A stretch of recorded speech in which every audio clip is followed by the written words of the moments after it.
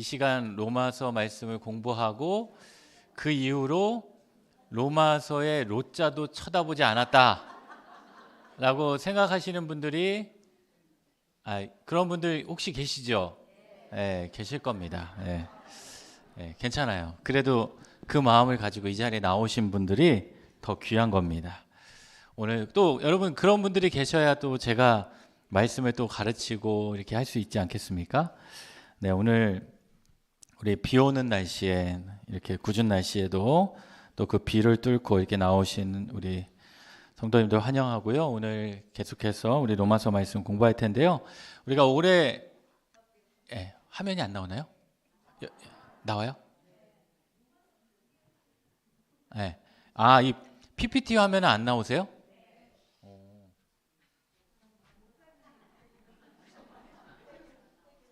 네, 저는 안 나와도 돼요. 네. 안 나오세요? 거기 화면상에도 안 나와요? 전혀? 얘가 휴강을 하고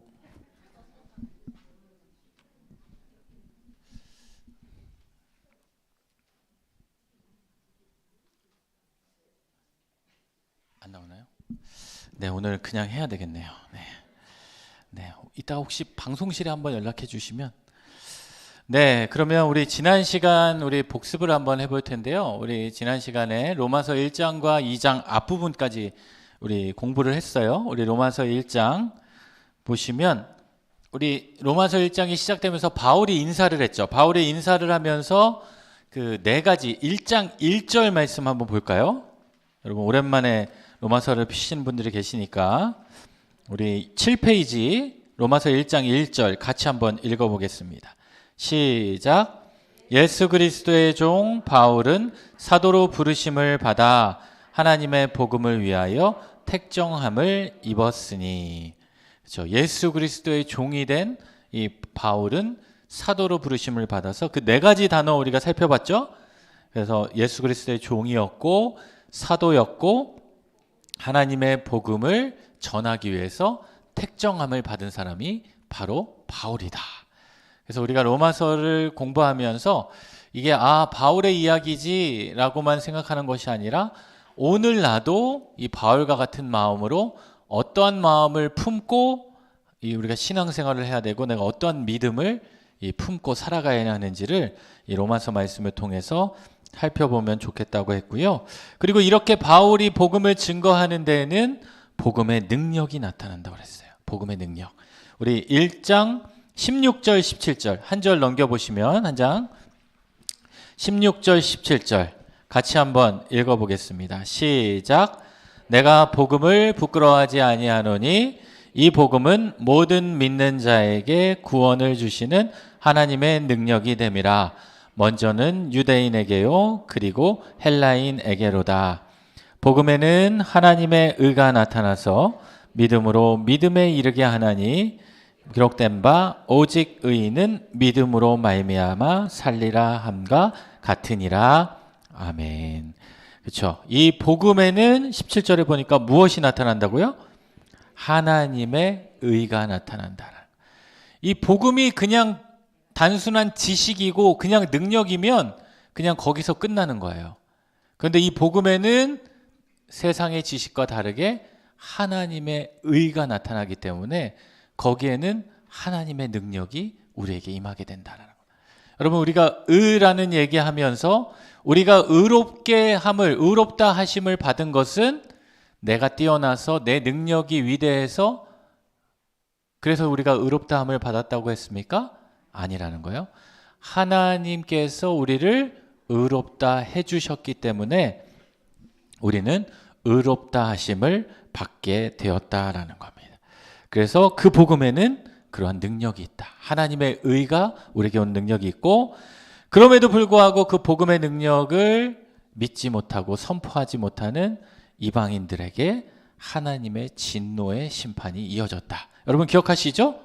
그래서 이방인들에게는 특별히 우상을 숭배하거나 또 그 마음 가운데 하나님을 두기 싫어하는 그런 마음들이 있었고 또 어떤 게 있었습니까? 영리를 순리 대신 사용하게 되는. 그래서 영리의 부작용에 대해서도 우리가 같이 한번 살펴봤죠. 그런 모습들이 있었고요. 이 로마서 2장에 가면 안 되죠. 그냥 거기서 연결하면 됩니까? 잠시만요.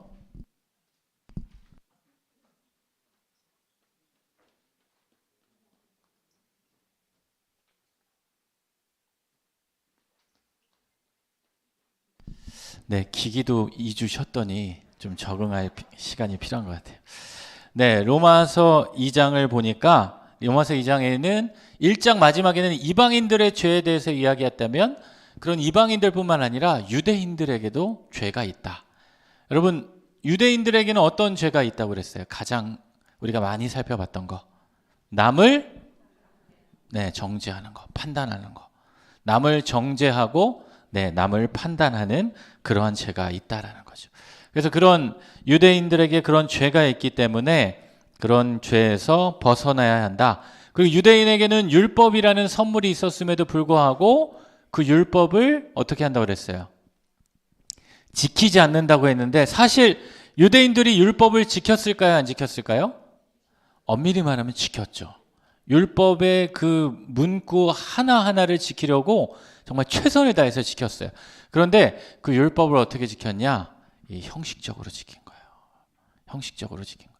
말씀을 듣고 그 말씀을 통해서 하나님이 주시는 그 마음을 품고 그것을 따라 지키는 것이 아니라 형식적으로 지켰다라는 거예요.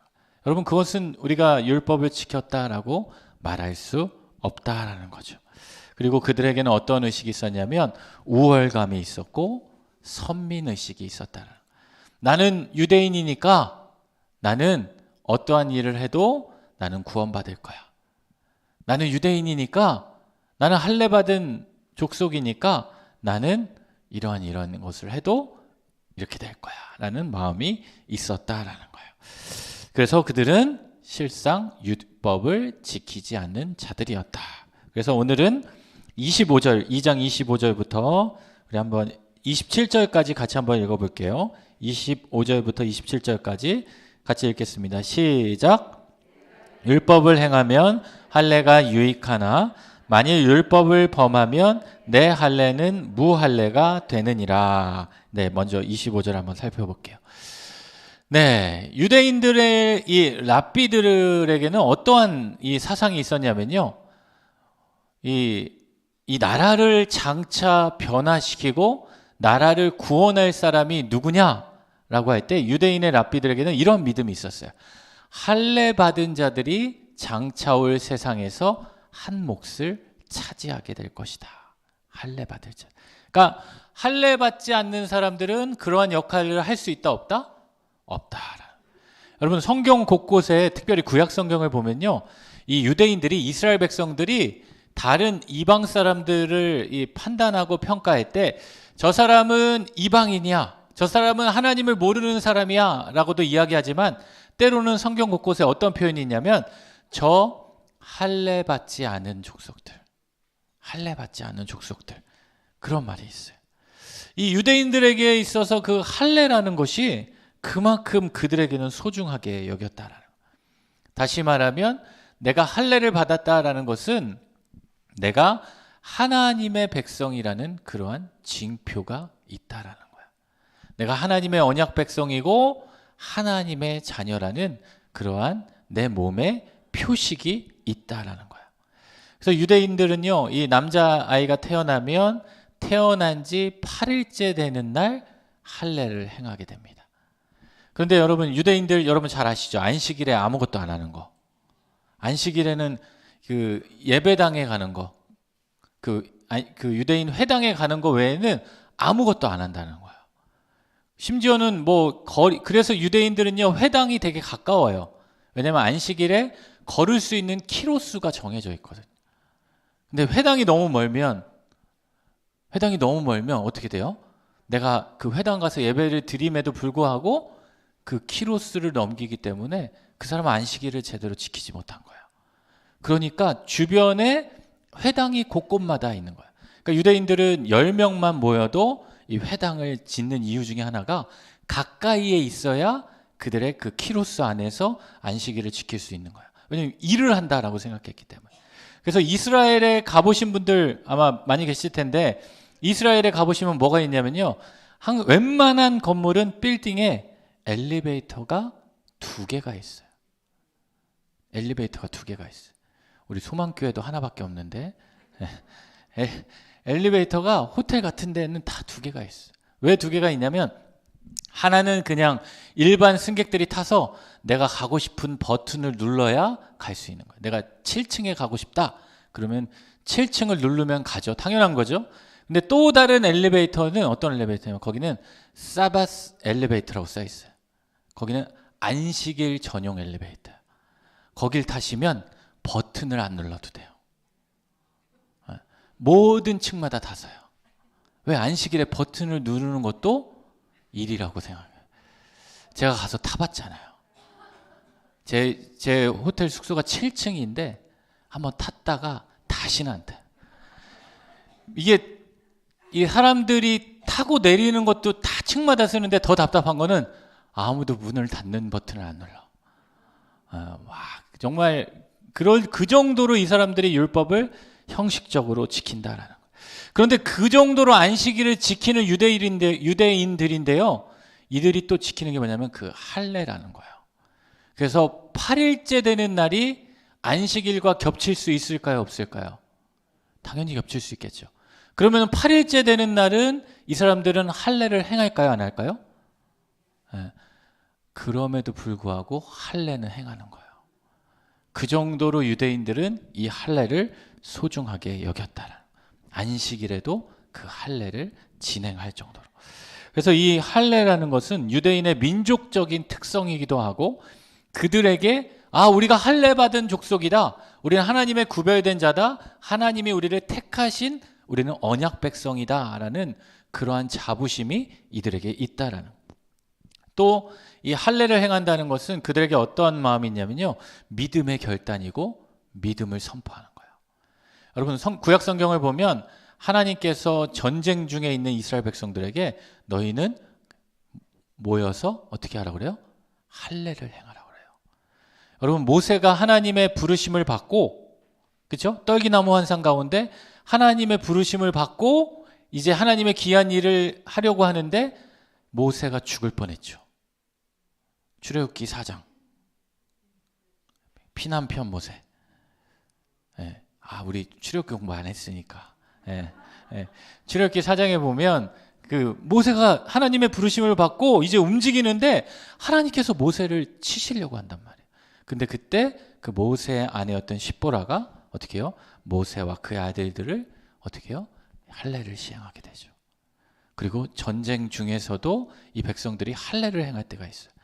여러분 근데 할례를 행하면 최소 일주일 동안 그 남자들은요 이 전쟁에 치를 수 없는 거예요. 생각해 보세요. 7일 동안 할례 받은 백성들이, 이 백성들이 다 할례를 했어요. 이 군사력들이 다 할례를 해서 전쟁에 싸우지 못해요. 그러면은 여러분이 적군이라면 언제 공격하면 됩니까? 할례 받을 때 공격하면 돼요. 그럼에도 불구하고 우리가 할례를 받게 되면 저 적국이 우리를 공격하러 올 텐데, 우리나라를 빼앗길 텐데, 어려움에 처할 텐데, 그럼에도 불구하고 이 백성들이 할례를 행했다라는 것은 뭐예요? 이 전쟁의 주권은 누구에게 있다? 하나님에게 있다. 그 믿음의 고백인 거예요. 믿음의 고백인 거예요. 내가 비록 싸우지 못할지라도 내가 하나님의 언약 백성으로 하나님의 말씀에 순종하게 되면 우리의 삶을 누가 지켜주신다? 하나님이 지켜주신다. 그러한 이 이스라엘 민족들의 그런 자부심이 있는 거예요. 그럼에도 불구하고 내가 율법을 행하면 할례가 유익하지만 율법을 범하면 할례는 무할례가 된다라는 거예요. 그 할례가 중요한 것이 아니다라는 거예요. 왜? 그 할례가 형식적으로 이루어지고 있기 때문에. 그렇기 때문에 여러분 이 할례라는 것은 우리 26절 27절도 같이 한번 읽어볼게요. 시작. 그런즉 무할례자가 율법의 규례를 지키면 그 무할례를 할례와 같이 여길 것이 아니냐. 또한 본래 무할례자가 율법을 온전히 지키면 율법 조문과 할례를 가지고 율법을 범하는 너를 정죄하지 아니하겠느냐. 그러니까 이 할례를 지키느냐 안 지키느냐가 중요한 것이 아니라 그 율법의 마음을 내가 품고 어떻게 살아가느냐가 중요한 거예요. 여러분, 이 이스라엘 백성 중에 가장 먼저 할례를 행한 사람이 누구일까요? 아브라함. 창세기 말씀을 보면, 창세기 말씀 우리 다음 화면 한번 보여주시겠어요? 이 창세기 말씀 우리 먼저 15장 6절 말씀인데요. 첫 번째 줄에 있는 거 같이 한번 읽어볼게요. 시작. 아브라함이 여호와를 믿으니 여호와께서 이를 그의 의로 여기시고. 자, 하나님께서 아브라함을 의롭다 여겨주시는데 무엇 때문에 의롭다 여겨주셨다는 거예요? 여호와를 어떻게 하니? 믿으니 그를 의롭다 여겨주셨다는 거예요. 그런데 그 다음 말씀 봅시다. 창세기 17장 1절 시작. 밑에 10절 시작. 너희 중 남자는 다 할례를 받으라. 이것이 나와 너희와 너희 후손 사이에 지킬 내 언약이니라. 자, 하나님께서 아브라함을 통해서 너희는 너희 후손들 다 지킬 내 언약이다 라고 하면서 무엇을 행하라? 남자는 다 할례를 행하라. 그게 내 언약의 징표라고 그랬어요. 그런데 여러분, 이 할례를 행하고 하나님의 언약 백성이 된 게 먼저예요? 아니면 믿음으로 믿고 하나님의 의로운 자가 된 게 먼저예요? 네, 믿음으로 의롭다함을 먼저 받았다라는 거. 그러니까 할례가 먼저가 아니라는 거. 바울이 이야기하고 있는 게 바로 그거예요. 할례가 먼저가 아니라 무엇이 먼저다? 믿음이 먼저다. 믿음이 먼저다. 여러분, 이게 신앙에 있어서 이게 별거 아닌 것 같지만 되게 중요한 거예요. 우리의 신앙에 있어서 그런 형식적인 거 이게 결코 중요하지 않다라는 게 아니라 그것도 물론 중요하지만 그것을 담고 있는 그 내용, 그 본질, 그 믿음이 더 중요하다라는 거예요. 여러분 한번 여러분의 신앙생활을 한번 돌아보시면서 한번 생각해 보세요. 내가 내 마음을 가꾸기에 더욱 힘쓰는지 아니면 내 겉모습, 내 형식, 다른 사람들에게 보여지는 것을 가꾸기에 더 힘쓰는지 내 자신의 모습을, 내 내면을 살펴보면요. 우리는 다른 사람들한테 보여지는 걸 더 소중히 여길 때가 많아요. 내 본질은 왜냐? 감출 수 있다라고 생각하기에. 여러분 옆에 사람 한번 보세요. 그 마음이 보이세요? 그 본질이 보이세요? 예? 예, 보여요? 예, 보여야죠. 예. 믿음으로 보여야죠. 믿음으로. 예. 감추면 안 보이는 거예요. 감추면 안 보이는 거예요. 이 옆에 계신 분이 오늘 지금 이 자리에 앉아서 그래 나도 아브라함과 같이 믿음으로 의롭다함을 받아야지 이런 마음을 품고 계신 분도 계시겠지만 또 한 분은 오늘 비 오는데 뭐 먹지? 오늘 교회 식당에서 먹을까? 아니면 칼국수를 먹을까? 김치찌개를 먹을까? 이런 생각으로 있는지 아니면 오늘 끝나고 뭐 하지? 이런 생각으로 있을까? 아니면 또 이런 마음도 있을 수 있지. 그래 2주 휴강이 좋았어. 네. 이런 마음, 어떤 마음으로 앉아있는지 우리는 안 보인다라는 거야. 왜? 감출 수 있기 때문에. 그렇지만 겉모습은요 우리가 꾸밀 수 있는 거예요. 화려하게 정말 경건한 척, 거룩한 척. 네. 여러분 보시기에 저는 어떠한 모습으로 나와 있는 것 같습니까? 네. 네. 네? 억지로 끌려 나온 사람인 것 같으세요? 네. 아니죠. 이 겉모습은 다 이렇게 보일 수 있는 거예요. 그런데 그 내면의 문제는 우리가 감출 수 있지만 딱 한 분에게는 감출 수 없어요. 누구에게? 하나님에게. 하나님은 다 아신다. 그 이야기를 지금 하고 있는 겁니다. 그래서 26절과 27절 말씀을 보면 우리 다음 화면 보여주시면 이 이야기는 어떤 얘기냐? 율법과 할례라는 외적인 특권이 주어져 있더라도 이 유대인들에게는 그런 특권이 주어져 있겠죠. 그들이 지키지 않고 범하게 되면 오히려 그 율법을 모르는 그 무할례자들에게 도리어 판단과 정죄를 당하게 된다. 여러분 이게 마치 뭐와 같냐면요, 오늘날 우리 크리스찬들이랑 똑같은 거예요. 우리 크리스찬들이 세상으로부터 손가락질을 당하잖아요. 왜 당합니까? 다 이런 거죠. 어떻게 교회 다니는 사람이 저래? 네, 똑같은 거예요. 어떻게 교회 다니는 사람이 저래? 여러분 그 말에는, 그렇게 이야기하는 사람들의 마음 가운데는 어떤 마음이 있는 거예요? 교회 다니는 사람은 달라야 된다라는 마음이 있는 거예요. 교회 다니는 사람은 달라야 된다라는 그러한 기대와 바람이 여전히 세상에 있다라는 거예요. 그러니까 여러분, 우리는 어떻게 살아가야 되겠어요? 우리는 달라야 되는 거예요. 거룩하게 구별돼야 되는 거예요. 그래서 세상이 우리를 향해 손가락질을 한다? 아유, 그러면 어떻게 생각합니까? 알지도 못하면서. 아유, 미련한 사람들. 아유, 그러다가 지옥 가. 이렇게 막 또 그들을 판단하고 평가하는 게 아니라, 아, 그래도 여전히 우리 교회를 바라보는 그러한 남은 희망이 있구나. 그러면 우리가 달라져야 되겠구나. 내가 내 내면을 더 갖고 와야 되겠구나. 그러한 각오와 결단이 있어야 된다라는 거예요. 그래서 율법을 지키는 이방인들이 있을 수 있죠. 또 율법을 들으면서도 지키지 않는 유대인들이 있을 수 있다는 거예요. 자, 우리 뒷장 넘겨보시고 28절, 29절 같이 한번 읽어보겠습니다. 그래서 바울이 뭐라고 얘기하냐면 28절, 29절 같이 읽겠습니다. 시작. 무릇 표면적 유대인이 유대인이 아니요 표면적 육신의 할례가 아니니라. 오직 이면적 유대인이 유대인이며 할례는 마음에 할지니 영에 있고 율법 조문에 있지 아니한 것이라. 그 칭찬이 하나님 사람에게서가 아니요 다만 하나님에게서니라. 네, 표면적 유대인이 아니라, 내 겉으로 그것을 한다라고 내세우는 게 유대인이 아니라, 표면적 육신의 할례가 아니라, 우리는 어떻게 이면적 유대인이 돼야 되고, 할례는 어디에 해야 돼요? 마음에 행해야 된다. 하나님으로부터 성령의 지배를 받는 자가 바로 참 유대인이 될 수 있다.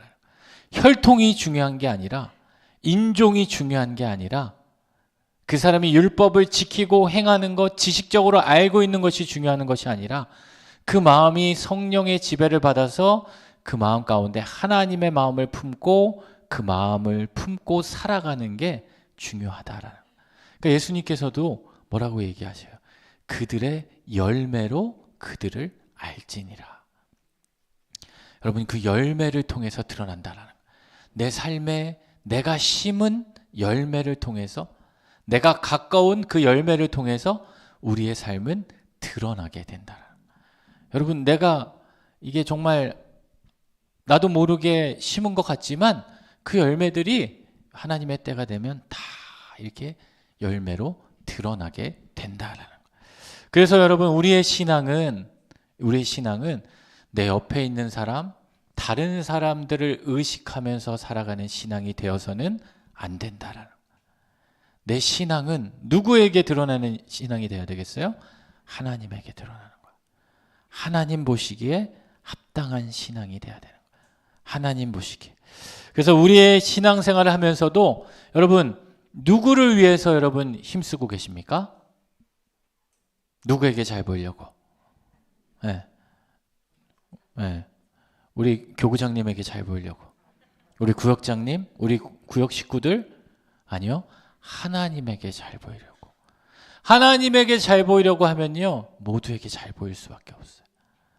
근데 어떤 사람에게 잘 보이게 하면 어떤 마음이 들까요? 시기와 질투가 나오게 돼요. 인간의 방식으로, 사람에게 잘 보이려고 하면 내 방식을 의지하게 되니까, 여러분, 우리는 하나님께 인정받고자 힘써야 된다. 그래서 29절 마지막에 이런 말씀이 있죠. 그 칭찬이 누구에게서가 아니요 사람에게서가 아니라 하나님에게서니라. 하나님에게서. 그래서 우리 다음 화면 보여주시면, 여러분 이 질문을 여러분 스스로에게 한번 던져보셔야 돼요. 우리의 신앙생활은 누구에게 인정받고자 힘쓰나요?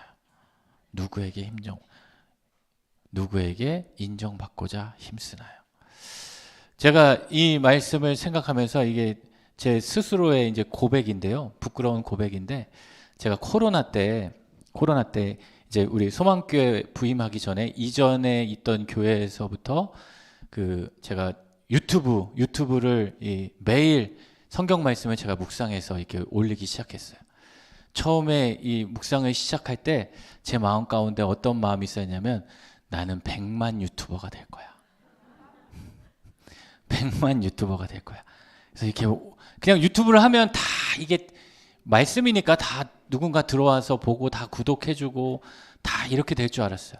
그러면서 처음에 구독자가 뭐 2명, 3명, 10명, 막 100명이 되니까 제 마음 가운데 막 이게 불안한 마음이, 벌써 100명이야? 이거 어떡하지? 이러다가 1000명 되고 10,000명 되고 이렇게 되면 어떡하지? 막 그런 마음이 있었는데요. 그러다 보니까 제가 그 말씀을 묵상하고 올리면서도 무슨 생각이 들었냐면, 이게 잘 보이려고 영상을 어떻게 하면 막 이렇게 보이려고. 그런데 하나님께서요, 딱 저에게 그 말씀을 주셨어요. 너 누구 때문에 이걸 하는 거야? 너 뭐 때문에, 너 왜 이거 왜 하는 거야? 한마디로, 너 누가 하라고 그랬어? 너 이거 왜 하는 거야? 근데 그 음성을 제가 그 마음을 딱 깨닫게 되니까, 이게 교만이구나. 그래서 그거를 딱 스탑할까 하다가 하나님이 또 저에게 그런 말씀을 주신 거예요. 누가 묵상하지 말래? 묵상은 해야지. 근데 누구한테 하는 거예요? 하나님 말씀을 묵상해야지. 그 마음을 딱 주시더라고요. 그때 깨달았어요. 내가 이 말씀을 전하고 말씀을 가르치면서도 그게 나를 위해서 내가 해올 수 있구나. 여러분, 우리의 믿음 생활도 마찬가지예요. 내가 어떠한 일을 하고 어떠한 것이 할 때 정말 그것이 나를 드러내기 위해, 여러분 봉사 많이 하시잖아요. 사역 많이 하시잖아요. 또 기도 생활 많이 하시고 여러 가지 일들을 많이 하시는데, 그런 일들도 여러분 잘 생각해 보세요. 내가 누구에게 인정받고자 하는가? 그래서 그 29절 말씀처럼 그 칭찬이 사람에게서가 아니라 누구에게? 하나님에게서 이게 받을 수 있도록 힘써야 된다는. 여러분, 시편 말씀을 보면 이런 말씀이 있습니다. 우리 다음 화면 보여주시면 시편 1편 6절 말씀인데요. 같이 한번 읽어보겠습니다. 시작. 무릇 의인들의 길은 여호와께서 인정하시나 악인들의 길은 망하리로다. 그렇죠? 하나님께서 인정하시는 삶이 되고자 힘써야 된다. 다른 사람들이 인정해주면 좋아요. 기쁘죠. 보람도 느낄 때도 있고 뿌듯할 때도 있어요. 그런데 그게 끝이에요. 근데 우리는 이 땅에서 인정받고자 힘쓰는 자들이 아니라 어디에서? 하나님으로부터, 하나님께서 인정하시는 삶이 되고자 힘써야 된다는. 그래서 나의 삶 가운데 또 그런 격려와 그런 위로가 필요할 때 여러분 기억하세요. 다른 사람들은 나를 알아주지 못해도 내 마음이 하나님께로 향하면 누가 인정해 주신다? 하나님께서 인정해 주신다. 우리 옆에 분들 보면서 한번 격려해 주십시다. 하나님이 당신의 삶을 인정해 주실 겁니다.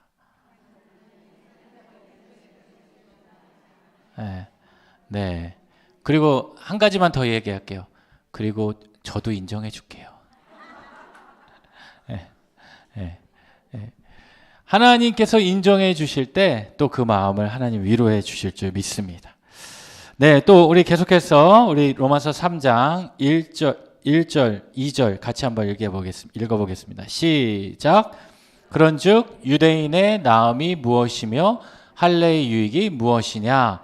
범사에 많으니 우선은 그들이 하나님의 말씀을 맡았습니다. 자, 지금까지 우리가 율법에 대해서 이야기하고 하나님의 의에 대해서 얘기했는데 이방인도 죄다, 유대인도 죄다. 그러니까 어떤 마음이 있냐면 그러면 유대인의 나음이 뭐냐? 우리가 다른 사람보다 더 열심히 살았고 우리가 그래도 지키고자 힘썼는데 유대인들이 낳은 게 무엇이냐라고 이야기하는 거죠. 유대인의 나음이 무엇이냐? 할례의 유익이 무엇이냐? 그래도 우리는 이렇게 힘썼는데 유익이 무엇이냐? 그러니까 바울이 2절 말씀에서 뭐라 그래요? 범사에 많다. 그 중에서 너희는 무엇을 했다? 하나님의 말씀을 맡았다. 여러분, 이거보다 큰 유익이 어디 있어요? 오늘날도 유대인들이 세계 경제, 세계 모든 것들을 이 상위 몇 프로 안에 다 유대인들이 있잖아요. 그 누릴 수 있는 가장 큰 은혜 중에 하나가 뭐냐면 그들에게 있는 그 하나님의 말씀을 맡았기 때문에. 하나님의 말씀을 맡았기 때문에. 시내산에서 모세를 통해서 하나님이 십계명의 말씀을 주시고 율법의 말씀을 주시고 그 말씀을 이 이스라엘 백성들이 처음에는 책이 없었잖아요. 어떻게 전했을까요? 네? 구전으로 계속해서 만나면 그 말씀을 증거하는 거예요. 그리고 나중에 이렇게 필사하고 이 종이도 없을 때 그 두루마기에다 파피루스에다가 그 말씀을 쓰면서 그렇게 계속해서 주야로 그 말씀을 읊조리고 묵상하는 그런 은혜가 있었다라는 거예요. 자, 그러면 또 3절, 4절 같이 한번 읽어보겠습니다. 시작. 들이 믿지 않으면 어찌하리요? 그 믿지 아니함이 하나님의 믿부심을 패하겠느냐? 그럴 수 없느니라. 사람은 다 거짓되되 오직 하나님은 참되시다 할지어다. 기록된 바 주께서 주의 말씀에 의롭다함을 얻으시고 판단 받으실 때에 이기려 하심이라 함과 같으니라. 이제 바울이 그런 이야기를 하는 거예요. 그렇다면 유대인들의 이렇게 믿지 않고 제대로 행하지 아니하는 그 일을 통해서 너희가 죄인이라고 그랬잖아요. 그 일을 통해서 여기 3절을 보니까 하나님의 믿부심을 패하겠느냐? 다시 말하면 하나님이 그러면 실패하신 거냐? 너희에게 그렇게 율법을 주시고 말씀을 맡게 해줌에도 불구하고 너희가 그것을 온전히 지키지 못하게 되었는데 그러면 그 일로 인해서 하나님이 실패하신 것이냐? 여러분, 이 미쁘다라는 단어는 무슨 의미가 있어요? 미쁘다.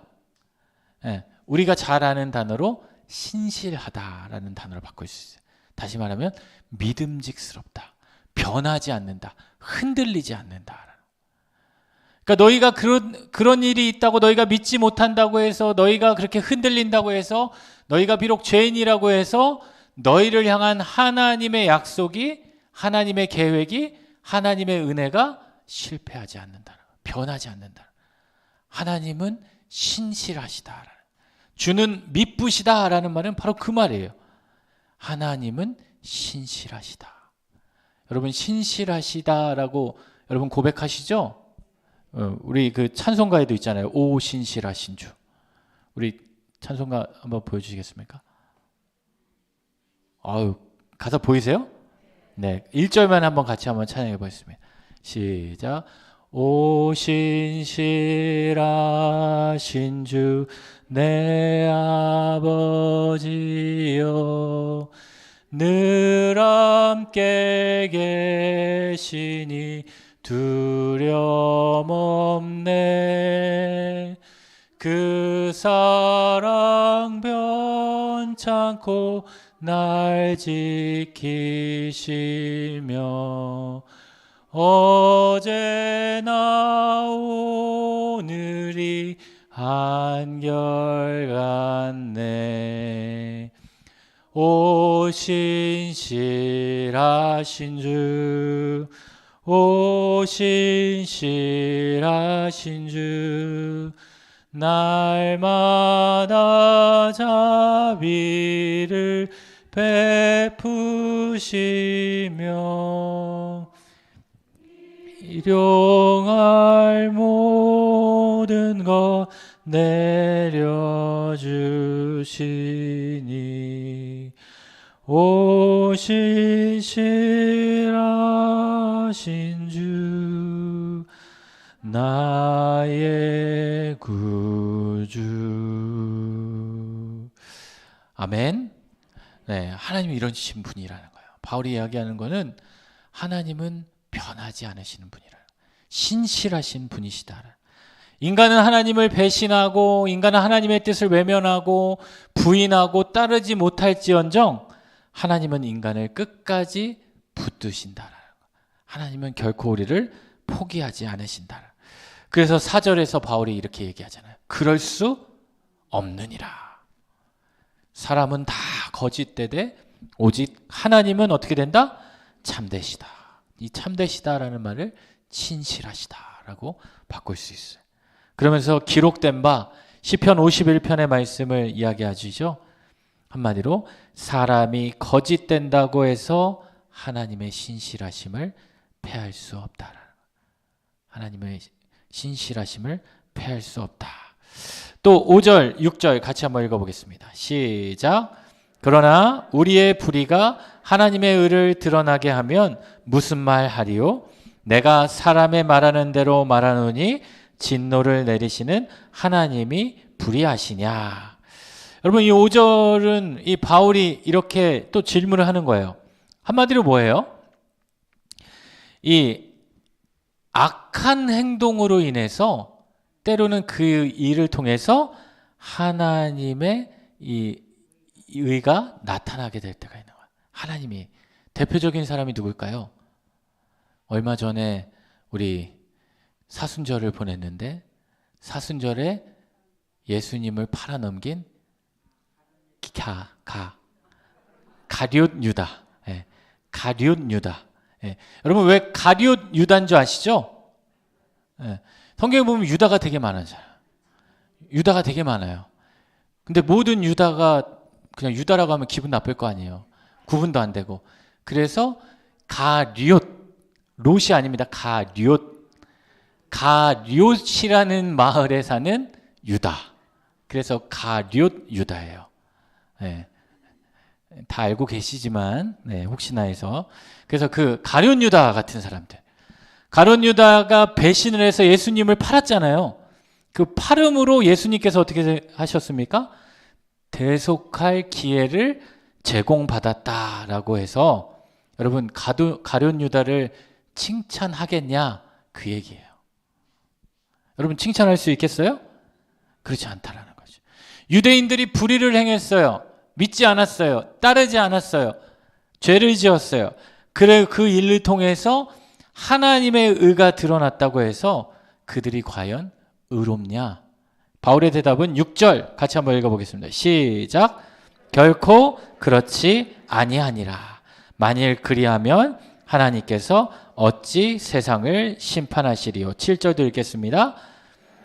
나의 거짓말로 하나님의 참되심이 더 풍성하여 그의 영광이 되었다면 어찌 내가 죄인처럼 심판을 받으리요. 8절. 또는 그러면 선을 이루기 위하여 악을 행하자 하지 않겠느냐? 어떤 이들이 이렇게 비방하여 우리가 이런 말을 한다고 하니 그들은 정죄받는 것이 마땅하니라. 그럴 수 없다라는 거예요. 나아가서 이 일을 통해서 한마디로 뭐예요? 더 나아가서 하나님의 의를 드러내기 위해서 나는 죄를 짓는다. 우리 그런 얘기 있잖아요. 죄가 있는 곳에 은혜가 있다. 그래서 나는 그 은혜를 받고자 뭐예요? 죄를 짓는다. 그런다고 그게 정당화되고 합리화될 수 없다라는 거예요. 제가 예전에 그 영화를 봤는데 어떤 영화인지 기억 안 나는데 그 영화에서 이 조폭들이 등장해요. 조폭들이 등장해서 자기들끼리 막 이렇게 분위기를 잡는데 이 조폭 대장이 딱 그 얘기를 하는 거예요. 조폭 대장은 여러분 영화 속에 나오는 조폭 대장은 그래도 좀 철학이 있잖아요. 이 조폭에 대한 그 프라이드가 있고 자부심이 있잖아요. 그러니까 그 자기 부하들을 딱 교육시키면서 이 얘기를 딱 하는 거야. 야, 너희들이 함부로 그렇게 막 까불고 이렇게 그렇게 다니지 마라. 우리의 존재는 우리로 하여금 세상에 있는 의인들을 드러나게 하는 것이다. 여러분 어때요? 되게 철학적이지 않아요? 우리가 있음으로 인해서 세상의 의인들이 빛을 나고 막 제가 그 들으면서 되게 웃겼는데 그 영화 속에서 그 조폭 부하들이 나오러 역시 형님이십니다. 네, 여러분 그렇다고 해서 그 악이 정당화될 수 없다라는 거예요. 정당화될 수 없다라는 거예요. 악행은 결코 정당화될 수 없다라는 거예요. 다시 말하면 죄는 뭐다? 죄라는 거예요. 죄는 죄라는 거예요. 그래서 바울이 이야기합니다. 9절 같이 한번 읽어보겠습니다. 9절 시작. 그러면 어떠하냐? 우리는 나으냐? 결코 아니라 유대인이나 헬라인이나 다 죄 아래에 있다고 우리가 이미 선언하였느니라. 여러분 어떻다는 거예요? 유대인이나 이방인이나 하나님의 말씀을 받은 자나 할례를 입은 자나 우리 모두는 다 어떻다? 죄인이다. 목사님 저는 인정할 수 없습니다. 이 옆에 계신 권사님은 몰라도 저는 죄인이 아닙니다. 여러분 이런 분들 계십니까? 없잖아요. 우리 모두는 죄인이다. 시편 14편 1절에 이런 말씀이 있어요. 이 초록색 같이 한번 읽어보겠습니다. 어리석은 자는 그 마음에 이르기를 하나님이 없다 하는도다. 그들은 부패하고 그 행실이 가증하니 선을 행하는 자가 없도다. 어리석은 자들은 그 마음 가운데 하나님이 없기 때문에 그것이 죄인지 모를 뿐이지 우리 모두는 다 무엇이다? 죄인이다. 다 죄인이다. 죄인으로 시작한다. 자, 밑에 10절 11절 같이 한번 읽어볼게요. 시작. 기록된 바 의인은 없나니 하나도 없으며 깨닫는 자도 없고 하나님을 찾는 자도 없고 12절 다 치우쳐 함께 무익하게 되고 선을 행하는 자는 없나니 하나도 없도다.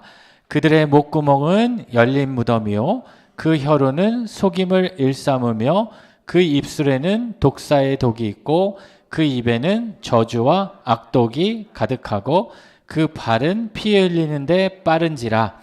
파멸과 고생이 그 길에 있어 평강의 길을 알지 못하였고 그들의 눈앞에 하나님을 두려워함이 없느니라 함과 같으니라.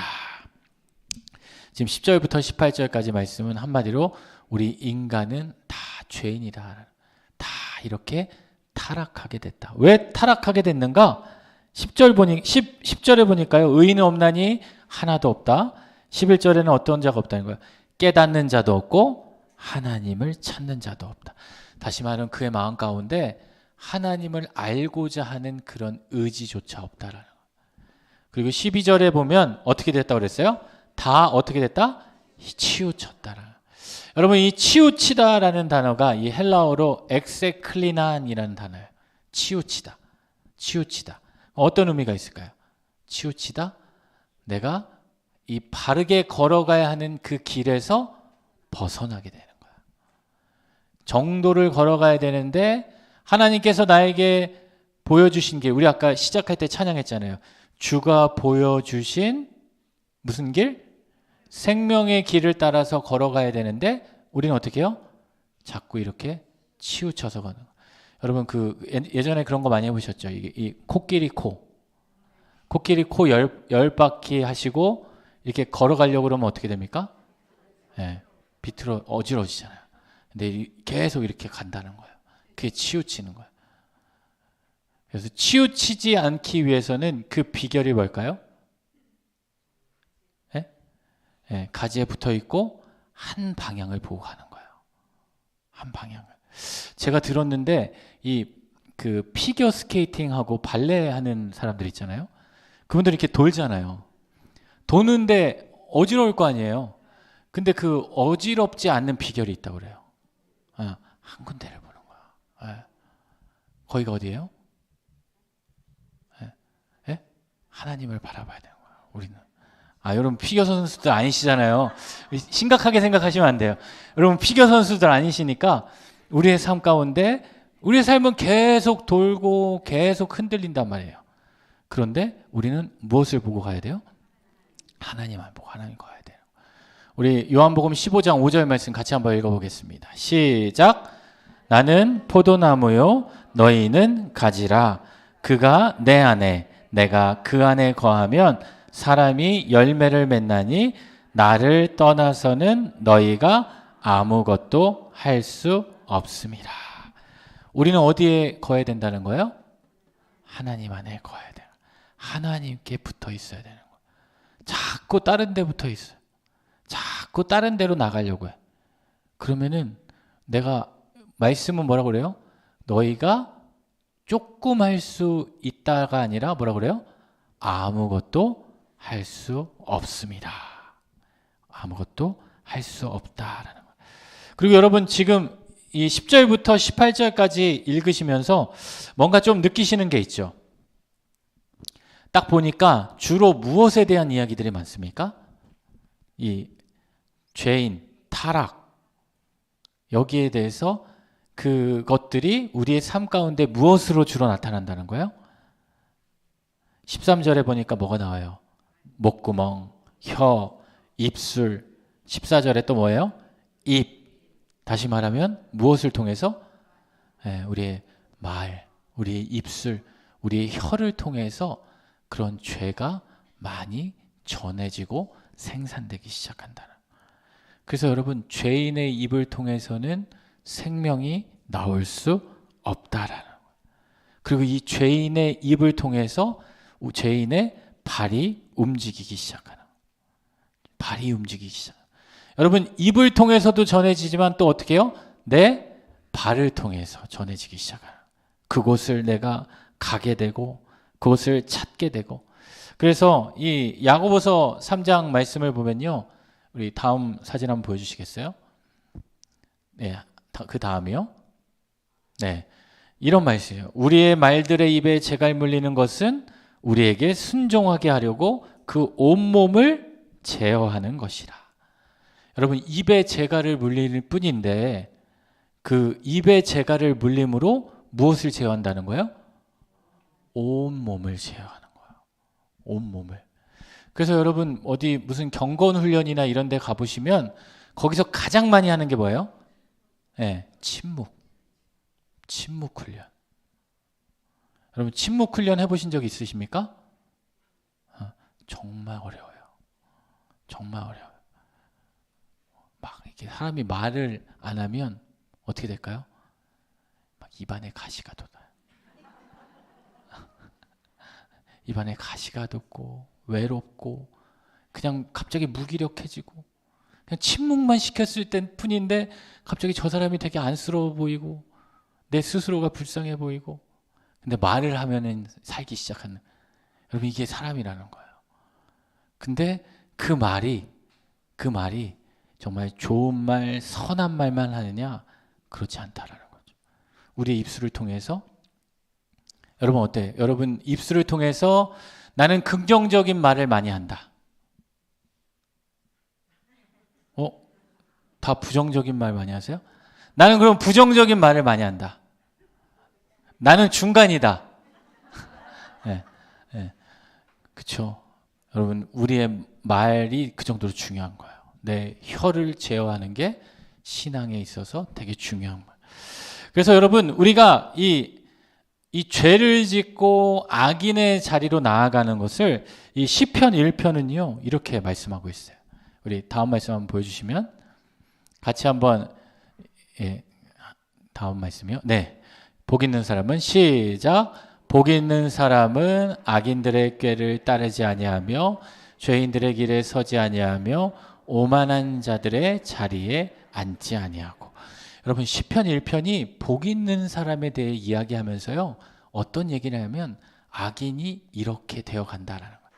악인은 처음에 어떻게 되냐면요 꾀를 따르지 않아요. 네. 악인들은 꾀를 따르겠죠. 네. 복 있는 사람은 이 꾀를 따르지 않는다라는 거예요. 그리고 두 번째는 어떻게 해요? 길에 서지도 않는 거예요. 죄인들의 길에. 그리고 세 번째는 자리에 앉지도 않아요. 여러분 생각해 보세요. 이 악인들의 그 죄의 단계가 처음에는 그냥 단순히 듣고 그냥 생각, 그냥 마음 이 정도로만 지나다가 어떻게 해요? 내가 그 자리에 어느 순간 가 있어요. 그렇죠? 그러다가 보면 또 어느 순간 어떻게 돼요? 내가 그 자리에 눌러 앉아 있게 된다. 여러분 그게 죄라는 거예요. 여러분의 삶 가운데 여러분의 마음이, 여러분의 생각이, 여러분들이 머무는 곳이 어디가 많은지를 한번 돌아보셔야 돼요.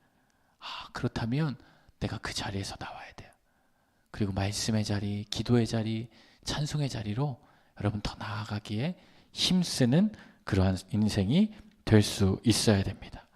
여러분 그러시고 계시죠? 예, 혹시 여기 길에 서 있는 분 안 계시죠? 예, 앉아 계신 분? 아예 목사님 저는 들어 누워 있는데요. 예, 며칠 됐어요. 예. 예. 그럼 안 해요. 여러분 일어나셔서 나와야 되는 거예요. 일어나셔서 나와야 되는 거예요. 그 자리는 끊어야 되는 거예요. 여러분 죄는 어떻게 해요? 죄는 허용하면 안 돼요. 허용하면 안 돼요. 그런 얘기가 있어요. 악은 내가 큰 마음으로 먹는 게 아니라 악은 어디에서 시작되냐면 그 윌리엄 베넷이라는 사람이 그런 얘기를 했다고 합니다. 악은 단지 내가 내 삶 가운데 허용하는 데서 시작된다. 여러분 그냥 큰 게 아니에요. 내가 처음부터 나는 악한 자야, 악을 실행할 거야 라고 하지 않는다는 거예요. 악은 아주 사소한 것 하나 허용하는 그 자리에서 시작하게 된다는 거예요. 여러분 되게 무섭지 않습니까? 그래서 그런 것들이 있다라는 것을 여러분 기억하시면 좋겠습니다. 우리 잠깐 쉬었다가 또 계속 이어서 할 텐데요. 우리 성경공부 반장님 나오셔서 우리 광고 말씀 전해 주시겠습니다. 네, 5분 쉬었다가 우리 광고 말씀 듣고 우리 진행하도록 하겠습니다.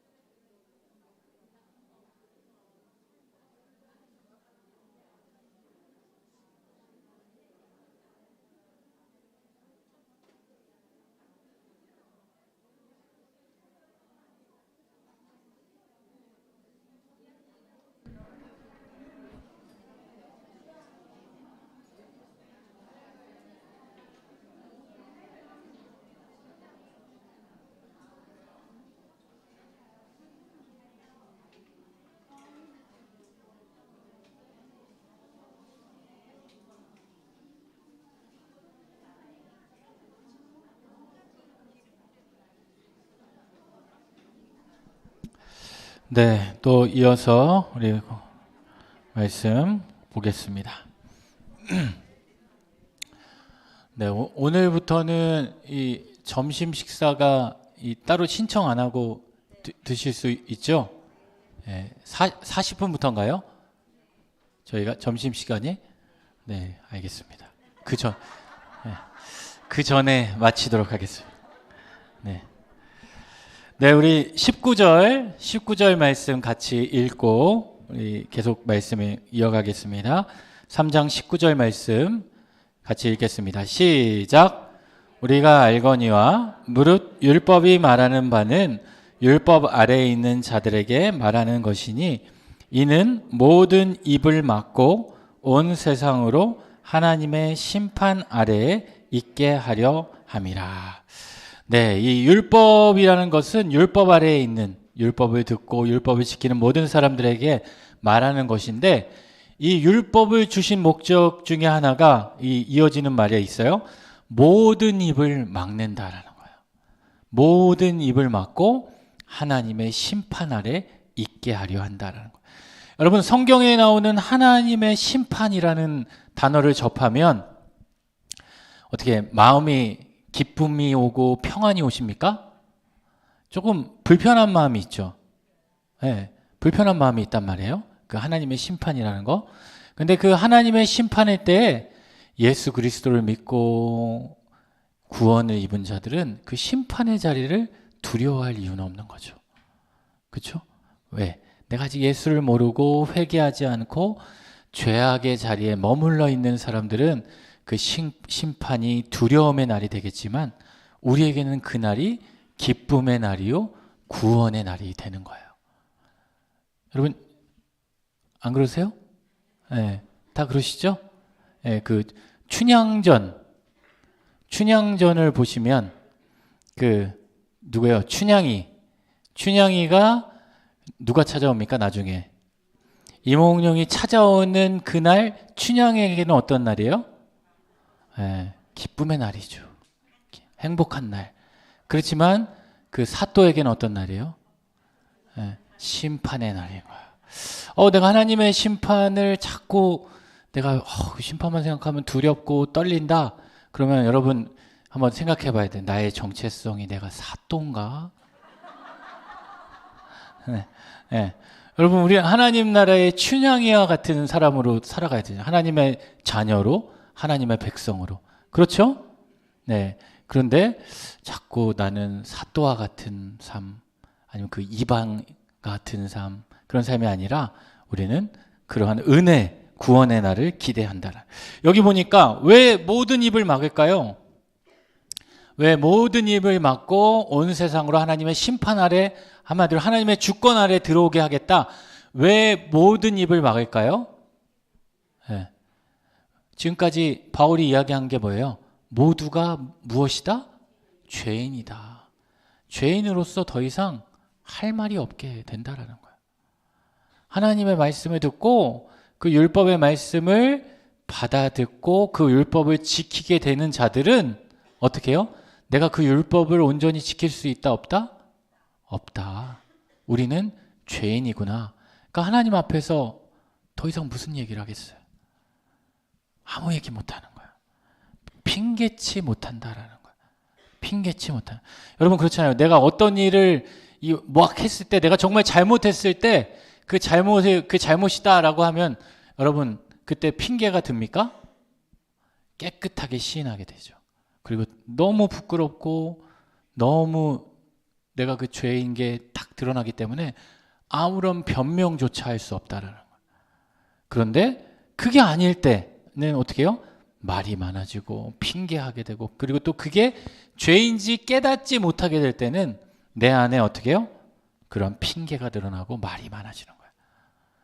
여러분 우리가 하나님 앞에 우리가 어떤 기도하고 어떤 일을 할 때도 마찬가지예요. 내가 하나님 앞에 핑계하는 인생이 아니라 하나님 앞에 우리는 고개를 숙이고 자복하고 회개하는 그런 삶이 돼야 되는 거예요. 여러분 벼는 익을수록 어떻게 됩니까? 고개를 숙이죠. 고개는 숙여요. 벼는. 그런데 그렇지 않으면 어떻게 될까요? 네, 계속해서 되는 거예요. 우리가 말이라는 거 우리 앞에서도 얘기했지만 말이라는 것도 그런 것 같아요. 우리가 말이 많다라는 것은 뭐예요? 특별히 내가 핑계가 많고 또 내가 아직 그것을 인정하지 못한다라는 증거가 될 수 있어요. 주변에 말이 많은 사람들이 있죠? 있죠? 없으세요? 그러면 본인이 많으신가요? 예. 그 말이 많다라는 것도 결국 뭐예요? 내가 그게 죄인 줄 잘 모를 수 있다라는, 무지한 자일 수 있다라는. 내 스스로가 너무 말이 많다라고 생각하는 사람들은 그 말을 조금 줄여야 돼요. 말을 좀 줄여야 돼요. 그리고 더 선한 말, 더 하나님의 말씀을 더 많이 할 수 있도록 그렇게 해야 되고요. 20절 말씀 같이 한번 읽어보겠습니다. 시작. 율법의 행위로 그의 앞에 의롭다 하심을 얻을 육체가 없나니 율법으로는 죄를 깨달음이니라. 여기 중요한 말씀이 있어요. 율법의 행위로는 그 앞에 의롭다 함을 육체가 있다 없다? 없다. 여러분, 율법을 완전히 지킬 수 있는 사람은 있다 없다? 없다. 하나님이 모세를 통해서 이스라엘 백성들에게 그 율법을 주신 목적도 그거예요. 너희가 이런 것들을 지켜봐라. 여러분, 과연 지킬 수 있습니까? 정말 지키려고 노력해도 그 율법을 어길 수밖에 없는 게 연약한 우리 인간이라는. 그것을 통해서 우리는 무엇을 깨달아요? 내 죄를 깨닫고, 그럼에도 불구하고 나를 살리시고 나를 지켜주시고 나를 향한 그 언약을 신실하게 지키시는 하나님의 은혜를 깨닫게 되는 게 그 율법의 기능이에요. 그래서 여기도 나오죠. 율법으로는 죄를 어떻게 된다? 깨닫는 거다. 깨닫는 거다. 율법을 통해서는 우리가 죄인임을 깨닫게 하는 그 기능이 있다. 여러분, 종교개혁자인 마틴 루터는 이런 이야기를 했습니다. 우리 다음 사진 한번 보여주시면 같이 한번 읽어보면 좋겠습니다. 시작. 하나님은 율법을 통해서 사람의 눈을 열어 자신의 무력함을 보게 하시고 믿음을 통해서 그분의 자비에 의지함으로 치유를 받게 하신다. 그렇죠? 율법을 통해서는 사람의 눈을 열어서 무엇을 보게 해요? 누구의 무력함? 자신의 무력함.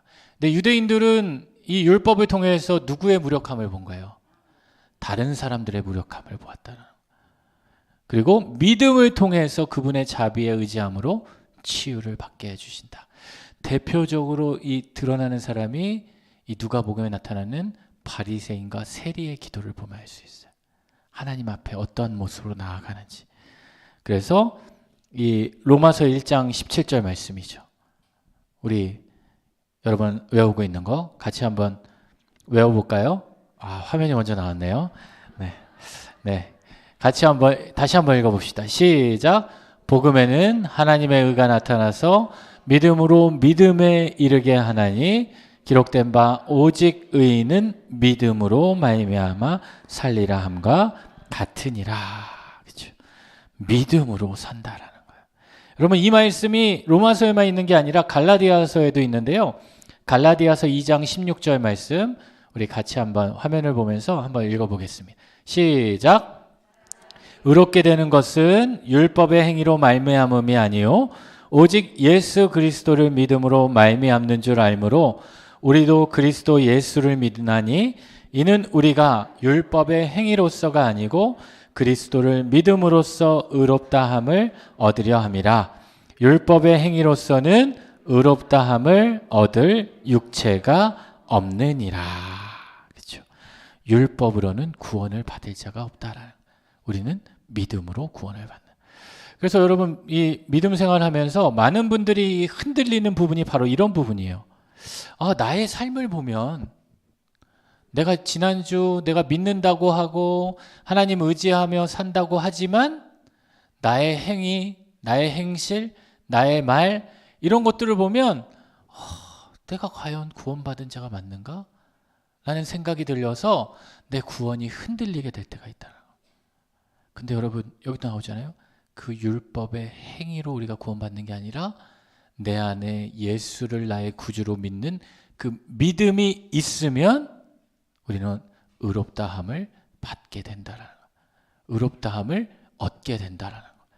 그래서 중요한 것은요, 여러분 나에게 있는 그런 연약한 나의 행실의 부분들이 있으면 그것이 연약함이구나.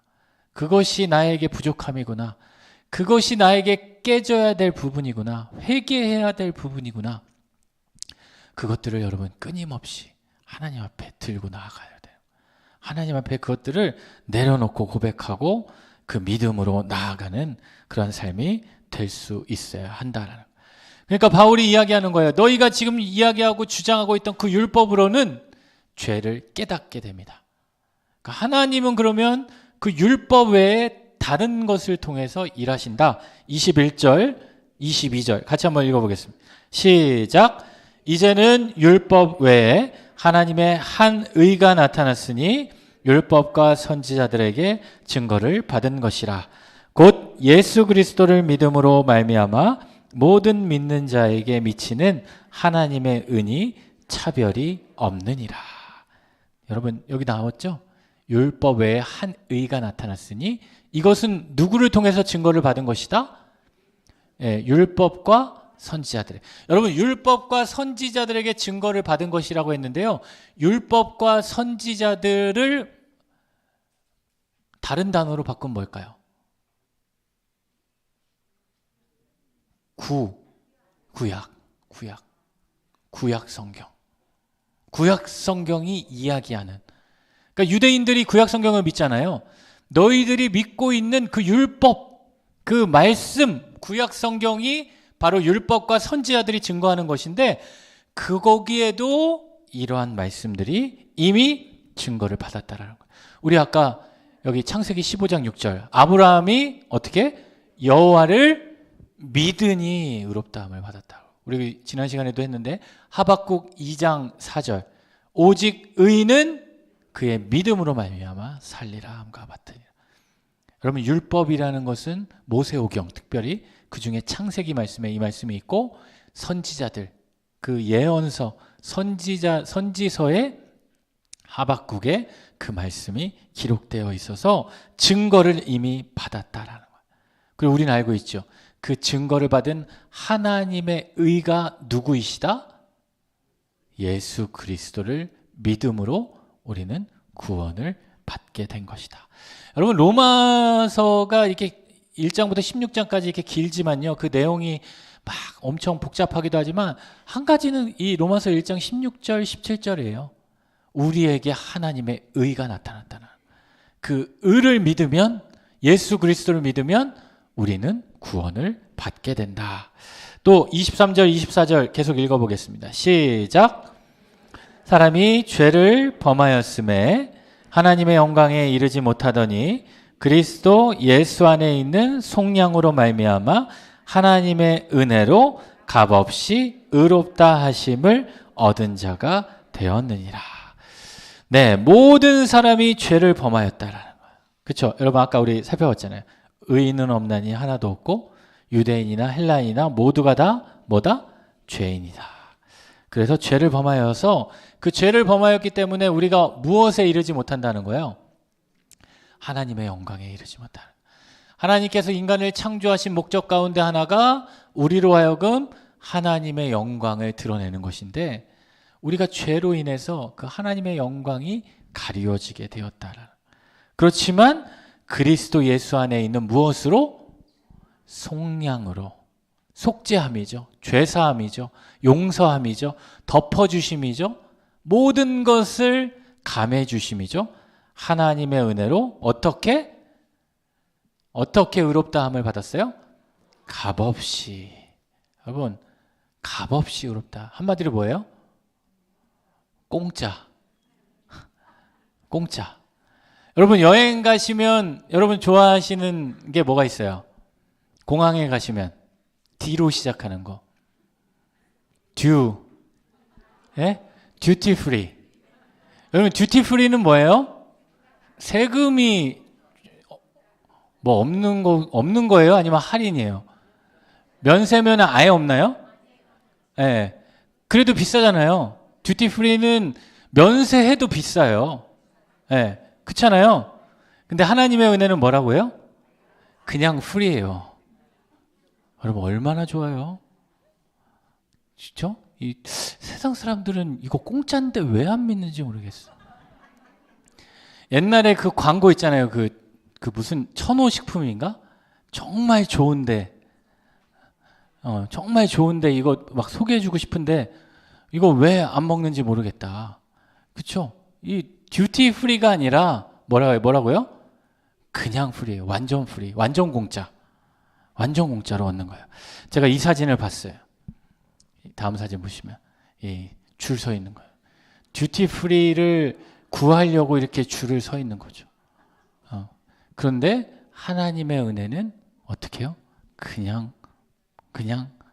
그런데 여러분, 그 듀티 프리에서 얻게 되는 그것과 하나님이 주신 은혜와 비교가 될 수 있나요? 예? 자신이 없으신가 본데. 예. 예, 그것도 귀하겠지만 하나님이 우리에게 주시는 것은 생명이에요. 생명. 여러분, 그 어떤 것을 생명과 우리가 바꿀 수 있겠습니까? 하나님은 우리에게 값없이 주시지만 그 가치는 하나님의 아들이신 예수 그리스도의 피값으로 사셨다는 거예요. 우리에게는 프리지만 하나님에게는 그러한 희생과 그러한 사랑이 담겨져 있다라는 거예요. 네, 우리 25절, 26절 또 같이 읽겠습니다. 시작. 이 예수를 하나님이 그의 피로써 믿음으로 말미암는 화목제물로 세우셨으니 이는 하나님께서 길이 참으시는 중에 전에 지은 죄를 간과하심으로 자기의 의로우심을 나타내려 하심이니 곧 이때에 자기의 의로우심을 나타내사 자기도 의로우시며 또한 예수 믿는 자를 의롭다 하려 하심이라. 여기 나오죠. 그의 피로, 예수 그리스도의 피로 뭘 삼으셨다는 거예요? 화목제물. 화목제물. 여러분, 이 화목제물이라는 이 단어는요, 무언가를 속죄하고 화해하게 하는 거예요. 아까 그랬잖아요. 인간의 죄 때문에 하나님의 영광에 우리가 가까이 다가갈 수 없다고 그랬어요. 여러분, 그 도식을 보면 우리가 하나님께 나아가야 되지만 우리의 죄 때문에 우리는 하나님과 건널 수 없는 강이 놓여 있는데 거기를 예수 그리스도의 십자가로 우리를 연결시켜 주었다고 그랬잖아요. 그게 바로 예수 그리스도의 피고 그 예수 그리스도가 바로 그 화목 죄물이다. 여러분, 구약은요, 그 예수 그리스도가 오기 전이기 때문에 그 구약은요, 우리가 그렇게 하나님께로 나아가기 위해서는 우리가 무엇이 있어야 돼요? 화목 제물이 있어야 돼요. 제물이 있어야 돼요. 하나님께 나아가기. 그러니까 어린 양의 피가 있어야 돼요. 제물이 있어야 돼요. 그러니까 여러분, 오늘 이게 교회 예배당에 나올 때 그냥 못 나오시는 거예요. 그럼 뭘 가지고 오셔야 돼요? 그 양을 한 마리씩 잡아오셔야 돼요. 양을. 지금 양이 몇 마리입니까? 양을 다 잡아오셔야 돼요. 그 양을 대신해서 드리는데 예수 그리스도가 오심으로 그 양 대신 예수 그리스도를 믿는 무엇으로? 믿음으로. 그리고 그 양을 드리면 그 제사가, 여러분 다음 화면 한번 보여주시면 이게 성막이잖아요. 성막으로 들어가면 그 뜰에서 번제단에서 그 피를 뿌리고 고기를 잡고 그것을 가지고 안에 이 성막으로 들어가죠. 그 다음 화면 보시면 그 성막에 들어가면 이 분향단이 있고 그 안쪽에 그 속죄소에서 하나님께서 우리를 만나 주신다라는. 그런데 예수 그리스도가 오심으로 여러분, 예수님께서 십자가에서 매달리셨을 때 어떤 사건이 일어나요? 휘장이 찢어지죠. 그 휘장이 어딜까요? 이 성막의 입구도 휘장이 있어요. 근데 그 휘장이 찢어졌다는 것은 지금 여기 이 제사장이 분향단에 서 있죠. 그 앞에가 이 휘장으로 다 덮여져 있어요. 그 휘장이 찢어졌다라는 거예요. 그 말은 뭐냐면 그곳은 대제사장만 들어갈 수 있는 지성소인데 그 구분이 없어짐으로 우리도 이제 뭐가 된다? 대제사장처럼 하나님을 직접 예수 그리스도를 통해서 만날 수 있다는 거예요. 여러분, 그런 은혜가 우리에게 주어지게 됐다라는 거예요. 여러분, 그건 우리에게 주신 하나님의 은혜고 하나님의 특권입니다. 여러분, 그 특권을 가지고 여러분 어떻게 하셔야 돼요? 어떻게 하셔야 돼요? 누리셔야 돼요. 누리셔야 돼요. 여러분, 뭐 어떤 좋은 혜택이 있는 그러한 것들이 있다고 하면 여러분 그 혜택을 누리시겠어요? 아니면은 계속 가지고만 계시겠어요? 어떤 뭐 신용카드가 있으면은 그 신용카드 혜택이 있어서 보니까 뭐 어떤 뭐 백화점이나 이런 데 가면 뭐 커피도 주고 뭐 빵도 주고 주차도 무료고 이런 것도 있잖아요. 어떤 VIP 회원이 되면 그런 거 여러분 있으면 어떻게 해요? 쓰세요, 안 쓰세요? 네, 저 같으면 매일 갈 것 같아요. 그런데 예수님께서, 하나님께서 우리에게 그보다 더 큰 특권을 우리에게 주셨다라는 거예요. 그럼 어떻게 해요, 여러분? 예, 그 애국가처럼 마르고 닳도록 써야죠. 하나님이 우리에게 주신 선물이고 특권인데 또 나만 쓰는 게 아니라 함께 모르는 사람들에게 전하고 함께 나눌 수 있어요. 여러분, 그런 은혜를 여러분 받으면 어떻게 됩니까? 내가 너무 좋으면 어떻게 해요? 나만 갖고 싶으세요?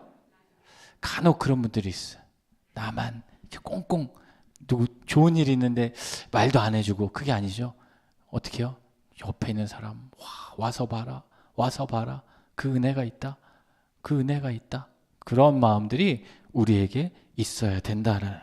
근데 그 예수 그리스도의 피로 우리는 믿음으로 그러한 의롭다 하심을 얻게 되었다라는 거예요. 이번 한 주간도 우리 로마서 3장 말씀처럼 여러분의 삶 가운데 그러한 하나님으로 인하여, 예수 그리스도로 인하여 우리가 의롭다함을 받고 우리에게 주신 그 귀한 믿음의 은혜를 여러분의 삶 가운데 마음껏 누리며 살아가는 복된 한 주간이 되시기를 우리 주님의 이름으로 축원합니다. 네, 우리 잠깐 구역 예배 교환 잠깐 보겠습니다. 이번 주 말씀은 우리 부활하신 주님께서 만나 주신 사람들에 대한 이야기인데 여러분 잘 아실 거예요. 오늘 그 주일에 담임 목사님께서 말씀을 전해 주시면서 세 사람을 만나게 되죠. 세 부류의 사람. 첫 번째는 누구였습니까? 슬피 울고 있던 막달라 마리아. 그 두 번째는 제자들. 그리고 세 번째는 의심 많은 도마. 이 세 사람을 만나 주시면서 예수님께서는 무덤에서 슬퍼하고 울고 있는 자들, 또 그 제자들, 두려워 떨고 있는 사람들, 그리고 믿음이 연약한 자들에게 예수님께서는 어떻게 하신다? 찾아가 주신다. 만나 주신다. 여러분, 기독교가 다른 종교와 틀린 게 여러 가지가 있겠지만 그 중에 한 개를 얘기하면요, 세상의 모든 종교는요 자신이 신을 찾아갑니다. 그래서 내가 힘쓰고 내가 노력하고 내가 뭔가를 해야, 내 선을 행하고 내 행위가 있어야 그 신이 나를 만나줘요. 근데 기독교는요 어떻게 돼요? 하나님이 먼저 우리를 찾아와 주시는 거예요. 그리고 우리 뒤에 로마서에서 나오겠지만 우리가 아직 죄인 되었을 때 우리를 만나 주시는 거예요. 그러니까 내가 연약하고 내가 그렇게 슬퍼하는 자리에 있을지라도 여러분, 우리는 어떻게 해요? 끝까지 포기하지 않고 신실하신 하나님이 나를 만나 주시기를 기다리고 붙잡고 기도하며 살아가야 되는 거예요. 부활하신 주님께서, 제가 생각을 해봤어요. 말씀을 들으면서 제가 만약에 예수님이라면 저는 어땠을까? 저는 막달라 마리아는 만나요. 내 제자들은 안 찾아갔을 것 같아. 나를 배신해? 두고 봐라. 너희는 절대 안 만나. 예수님 그러잖아요. 내가 부활한 후에 어디로 가겠다? 갈릴리. 나는 갈릴리 근처는 가지도 않을 거야. 근데 예수님 어떻게 해요? 그럼에도 불구하고 그 제자들을 찾아가 주신다. 가룟 유다도 아마 죽지 않고 그때까지 자신의 죄를 뉘우치고 기다리고 있었으면 아마 주님께서 만나 주시고 그의 삶을 회복시켜 주셨을 거예요. 베드로도 그랬잖아요.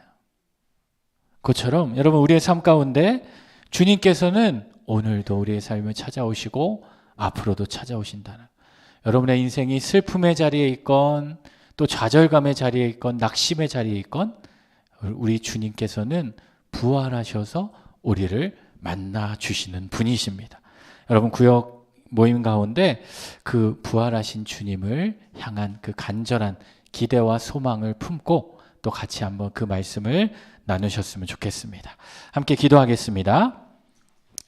사랑의 하나님 감사합니다. 오늘 로마서 말씀을 통해서 또 우리에게 또 하나님 마음을 깨닫게 하여 주시니 감사를 드립니다.